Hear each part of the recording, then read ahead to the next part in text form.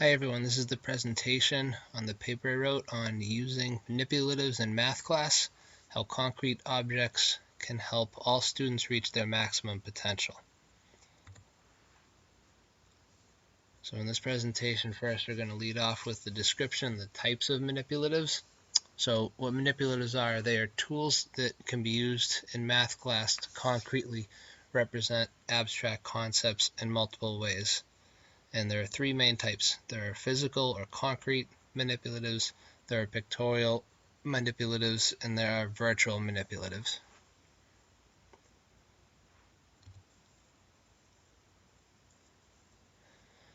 So the first type is the first one that came to my mind. The physical or concrete manipulatives are tangible objects that can be moved and arranged by hand to improve understanding of abstract concepts through the use of motor skills. These are the only type that are actually three-dimensional. The pictorial and the virtual are two-dimensional.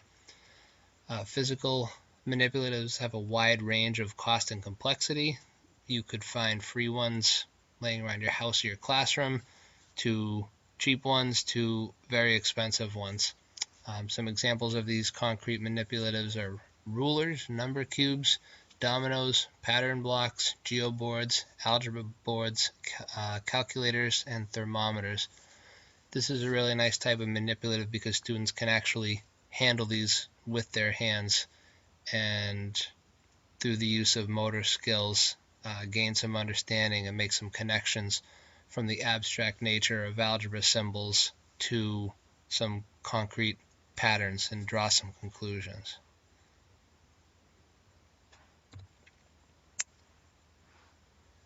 Second type of manipulatives that you can use as a math teacher is they're called pictorial manipulatives, which are stationary visual models that help students gain a deeper understanding of abstract mathematical concepts. They're basically pictures that are two-dimensional and they are static.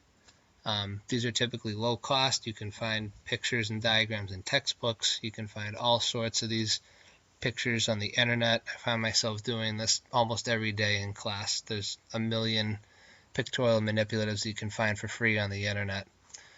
These are visual representations of physical concrete manipulatives. You can make applications from these type of manipulatives in arithmetic. You can use them in physical situations. You can have drawings of geometric figures and measurements. Some examples of these are number lines, multiplication charts, shapes, diagrams, and conversion charts. So some situations I might use these in math classes to use pictorial manipulatives, give students number lines for assistance with addition and subtraction of integers, using a multiplication chart for a visual way of looking at patterns of exactly what multiplication is or what division is, that it's repeated addition and repeated subtraction, and gives them a nice concrete picture that they can look at and see the patterns. These are really useful in geometry as well, diagrams and shapes, circles, triangles. You'll see these on MCAS formula sheets. You'll see them all over textbooks. They're almost essential. You can't really do geometry without pictures. This is one of the first things I have my students do in geometry class if there's no picture, is to draw a picture, because seeing something visual helps you understand, gives some substance to something that's very abstract. And then you can also have charts and diagrams of conversion charts if you're talking about converting units of length, of volume, of anything like that. So the third type of manipulatives are the virtual manipulatives. This is what you can get kind of fancy. These can be simple computer-based visual images like internet pictures, or they can be interactive web-based activities that can help understanding of abstract mathematical concepts. These are two-dimensional, but they're a little bit more dynamic, especially if they are the web programs or computer programs that you can purchase that you can move around and manipulate virtually through the computer. These guys can connect words, pictures, and symbols simultaneously, and they can range, again, free images that you can find on the internet, similar to pictorial, to complex computer programs like Geometry Sketchpad, anything like that, the cost can run up, but they're pretty powerful tools. Some examples of the virtual manipulatives might be computer images of shapes, some interactive geoboards, some virtual algebra tiles, and renditions of three-dimensional objects. So again, the applications range from basic math up to algebra, up to geometry, and even up into higher levels of math. All right, so there's a million benefits to using manipulatives in math class. I actually can't imagine teaching math without using them. I've tried to add to the repertoire in the years of teaching because there's always more things that you'll find up there. First benefit is that it allows students to make connections between tangible objects and abstract concepts. So the connection between more tangible objects and abstract objects, really students struggle with symbols and variables. The concept to them seems almost too tough to sink in. So when you give them something tangible or a physical picture, it helps them visualize what it is exactly that they're looking for. Another big benefit, there are various types that are useful in a wide range of mathematical topics. I mean, this ranges from basic arithmetic up through pre-algebra, algebra, geometry, algebra 2, even if you were to get up into calculus and physics and those type of math and math applications to science, you can use manipulatives to assist with those topics. They can be low cost. There's a million things out there that you can use that are hands-on, that are lying around your house, lying around your classroom. Maybe they're in the back of one of your friends' teachers' classrooms that they're not even using. But you don't have to go out and spend a ton of money. You can if you want to, but you really don't have to spend a lot of money. There's a lot of free stuff on the internet. There's just be creative and imaginative, and over time you'll increase your repertoire and start to really put together a nice toolbox of manipulatives. Another benefit is that students can create their own manipulatives. I encourage my students to draw number lines, to create multiple tables, to draw pictures of geometric shapes, anything that can give them something visual that they can see or that they can touch to help them see what it is exactly that they're looking for. And typically when students are willing to put in this time, they do see more success. They're more accurate. Manipulatives can help students improve critical thinking and problem-solving skills because by increasing your math understanding, you can then move to higher level thinking problems, more word problems, and more real-world applications, pictures of situations that you would see in real life. So these are beneficial to all students with and without disabilities, but they definitely address a lot of potential accommodations that are on students' IEPs. I'll talk more about that in a minute. So there are some drawbacks.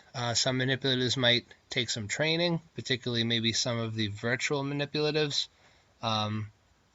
These guys can be potentially expensive. You're talking calculators, graphing calculators, computer programs, even if you're talking algebra tiles for a large number of students, or the cost can run up. So you want to be careful in that area. They are not always time efficient. Unfortunately, the lessons that involve manipulatives typically take more time logistically. It takes time to hand them out. It takes time to collect them at the end of class. It takes time to tell the students how to use them correctly, which leads to the last drawback, behavior management issues.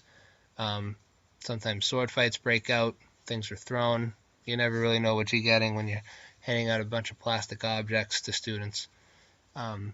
So these guys can be more expensive. They take some time to learn how to use them.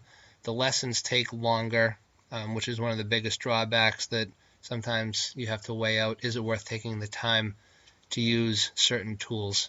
But if you have the time, if you're willing to put it in, if the students are patient and willing to have a lesson that takes a little while to unfold, you'll have a better conclusion by the end of it. All right, so the applications to students with disabilities. Students with disabilities struggle with certain abstract concepts. Students with learning disabilities, emotional disabilities, math is tough, especially when you get to the high school level, because they have potentially a lot of gaps in their knowledge from the earlier elementary years. And then you spend a lot of time reviewing a lot of older material when, at least in Massachusetts, I'm not sure how other states' high stakes testing demands are, but a lot of times you need to use differentiated instruction in the class, but you still need to teach to the test because you still need to pass your MCAS or whatever state test it is that your state happens to use.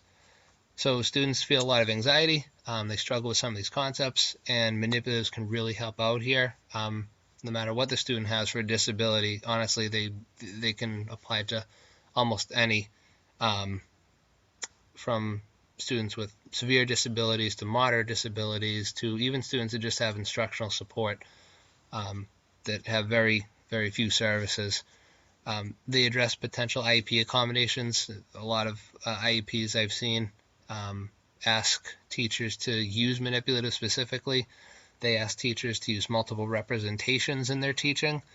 They ask teachers to provide alternative ways of displaying or demonstrating knowledge by using pictorial manipulatives potentially, and also graphic organizers appear in classroom and state testing accommodations. All right, so hints and tips for using manipulatives in math. Definitely try all three types, see what works and see what doesn't, and learn from your mistakes. Consider what works for each specific math concept. Maybe concrete algebra tiles work better in algebra, and pictorial designs work better for geometry. But just continue to try, see what works, and just reflect and just refine the lessons. Allow the students to explore. This comes back to the time factor. You're going to want students to give them time to draw the pictures, to explore with patterns, to build things, to handle things. Because the more time they spend looking and experiencing, the more that they'll learn. And then they can make their connections between the concepts, the manipulatives, and the real-world applications. Ask your administrators for money and training. Can't hurt to ask. Sometimes you get it, sometimes you don't, but it can't hurt to ask.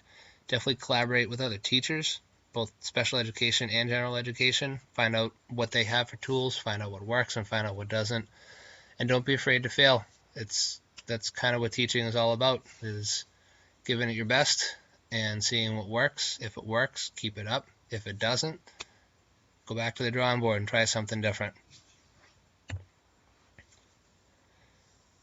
So just to wrap up, manipulatives can be powerful tools to assist students with stronger understanding of math concepts. It definitely improves the understanding in the classroom, at least through my experience. I've seen that it definitely helps.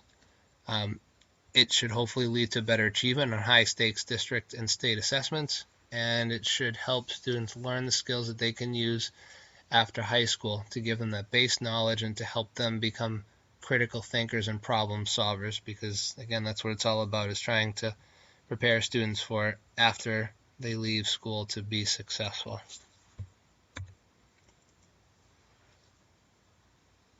And that is my presentation on manipulatives. I hope you enjoyed it. I hope it's helpful.